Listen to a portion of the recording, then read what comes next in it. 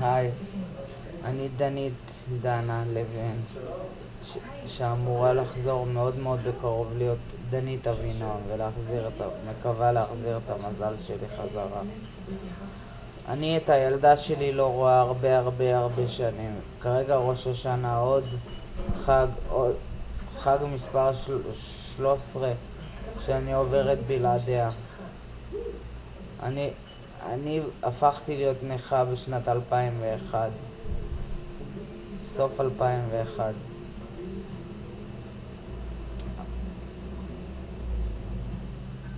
והמדינה הפכה אותי לא רק נכה, גם נכה קשה יותר ביותר.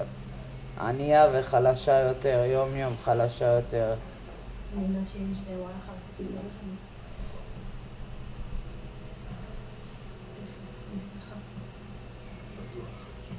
אני עצובה. את הבת שלי אני לא רואה כבר הרבה שנים. לא יודעת מה הגובה שלה, מידת הנעליים שלה, איך נראה החיוך שלה, איך היא מרגישה ביום יום, מה היא אוכלת, מה היא שותה, אין לי מושג. אבל כדי לשלם מזונות אני אימא טובה, אני אימא מדהימה. אני משלמת מזונות אחרי הרבה שנים שקשה לי כלכלית, קשה לי נפשית מהגעגוע לילדה.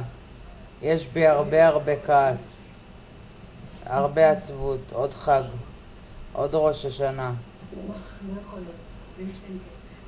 עוד ראש השנה, עוד סוכות, עוד שבת, עוד חג, עוד יום הולדת שאני לא נמצאת של הבת שלי.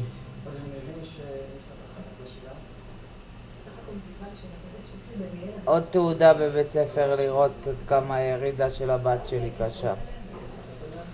לילדה קשה, אבל הרווחה חושבת שהם עושים את הדבר הטוב ביותר. כבר כל כך הרבה שנים היא בטיפול פסיכיאטרי, טיפול פסיכולוגי, פסיכיאטרי, וזה לא עוזר. אבל הם לא יפקחו את העיניים ברווחה ויגידו, היי, עצרו, דנית צודקת. הילדה לא בסדר, הילדה רק חוזרת אחורה, הילדה לא שמחה, הילדה צריכה חיבוק של אמא, הילדה צריכה אותי גם בלי יד אחת ובלי רגל שעקב האירועים המוחיים יש לי, גם בלי יד וגם בלי רגל, הכל אני יכולה לתת לילדה, ויותר מ10 אבות.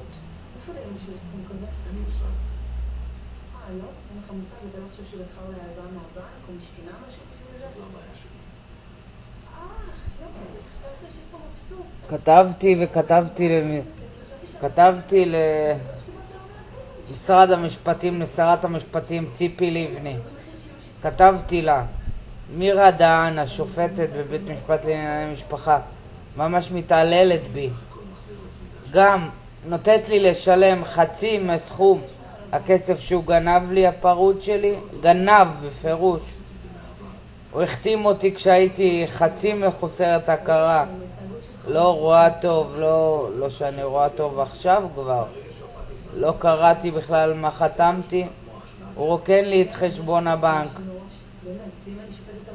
בידיעה שהוא ידע שהכסף הזה בכלל לא שלי. הוא פשוט גנב אותי. שיקנה בכסף הזה רק תרופות, בזכות היום כיפור המתקרב עלינו, בזכות ראש השנה הזה. וגם השופטת הזאת שתמצא את עצמה מחוסרת העבודה, אני בטוחה שהיא עושה הרבה בלגנים להרבה אנשים. אני יודעת שהבת שלי לא בסדר, ולמה? הרווחה היא בסדר, היא מדהימה, היא חייכנית. מעניין למה שאני מנסה גם לדבר איתה בטלפון, לא נותן לי, אבל בעבר כשדיברתי איתה הילדה כל הזמן בוכייה וסובלת. למה?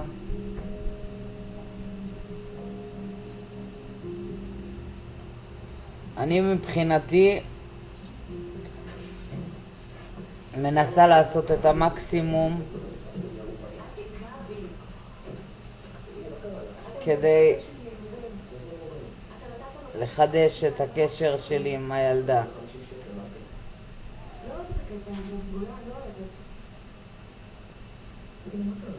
והפרוד שלי עושה את ההפך הגמור. מבחינתו זה תענוג גדול שאני לא אהיה בקשר עם הילדה.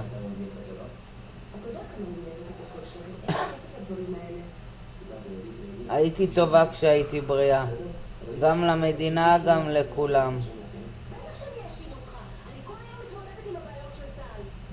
אז מה היום?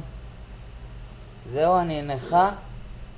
לא זכאית להיות אמא, כי אני יודעת טוב מאוד שאם לא היה קורה לי האירוע המוחי המטומטם הזה בעקבות רשלנות רפואית, אף אחד לא היה מתקרב לבת שלי ולא נוגע בבת שלי, רק אני הייתי מגדלת ומחבקת אותה ואוהבת אותה.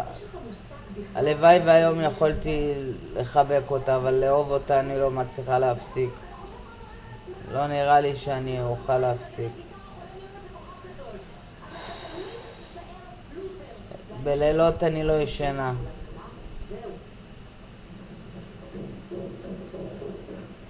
מצבי הכלכלי גרוע מאוד. אני מתניידת על קלנועית, מנסה לעשות מקסימום שאני יכולה לשמח משפחות חד-הוריות אחרות, ובזה אני מצליחה למען האמת. אבל אחרים, שזה הרווחה ושזה הפרוד שלי, האבא של הילדה, חושבים שאני לא יכולה אולי לעשות טוב לילדה, ואני בטוחה שהילדה לא תהיה מאושרת עד שהיא לא תהיה עם אמא שלה. ואני לא הייתי מתכוונת, לעולם לא הייתי מנתקת אותה ממנו, למרות כל הרע שהוא עשה לי. הוא השפיל אותי, לא חשוב כמה. לא הייתי מנתקת אותה ממנו. ילדים צריכים גם אבא גם אמא, אבל דבר ראשון צריכים אמא, לפני הכל. כי מה שאני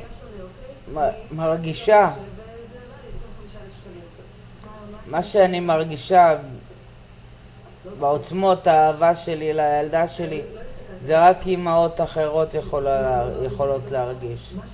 שום אבא לא יכול להרגיש את העוצמות האלה. מצטערת להעליב אתכם, אבל ברור שיש אבות נהדרים, אין לי ספק בזה. אבל עוצמות שאישה מרגישה אחרי שהיא יולדת, זה עוצמות אדירות. הייתי שמחה לראות את כולם מתייצבים ומנסים לשנות את הדברים במדינה, אם זה לשנות את הרוע של הרווחה, ואם זה לשנות את מערכת המשפט במדינה. זה לא מערכת משפט צדק, זה ברור, זה התייפייפות. התייפייפות לשמה. התייפייפות ודי. אני מבחינתי מחזיקה מעמד למען שתי נסיכות בחיים שלי, שזו אמא שלי, שחר שלי, הילדה שלי האהובה, ילדה שלי האהובה שלי, בשבילך אני עדיין חיה, כדי שאולי יום אחד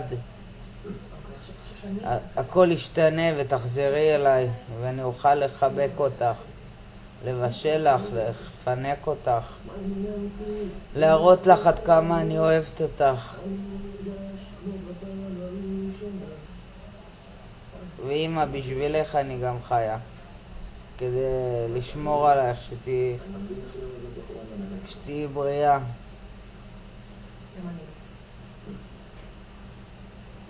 אז ילדה שלי, אני אוהבת אותך, מאמי שלי, תחשבי. אני עצובה, אני מתגעגעת אלייך. אוהבת אמא. ביי מאמי, שנים טובות שיהיה לך, שנים מדהימות, לא שנה אחת, שנים מדהימות. אוהבת.